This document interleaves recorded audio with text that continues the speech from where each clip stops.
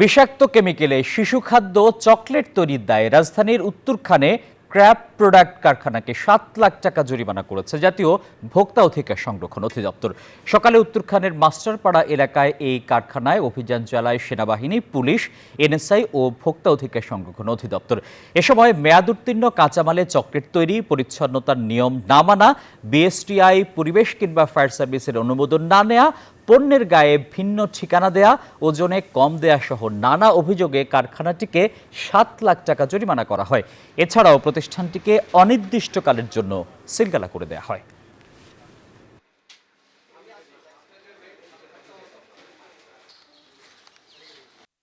মেয়াদোত্তীর্ণ রং ব্যবহার করা হচ্ছে, অস্বাস্থ্যকর পরিবেশে এই খাদ্যপণ্য তৈরি করা হচ্ছে এবং একই সাথে আমরা দেখলাম চকলেট, ডেইরি মিল্ক সবগুলোতে ওজন কম দেওয়া হচ্ছে।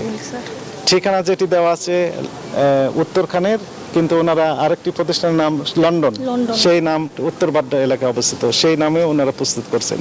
বিভিন্ন অনিয়মে এই প্রতিষ্ঠানটিকে ৭ লক্ষ টাকা জরিমানা আরোপ করা হয়েছে এবং একই সাথে পরবর্তী নির্দেশ না দেওয়া পর্যন্ত জনস্বার্থে এই প্রতিষ্ঠানটির সকল প্রকার কার্যক্রম সাময়িকভাবে বন্ধের আদেশ দেওয়া হয়েছে।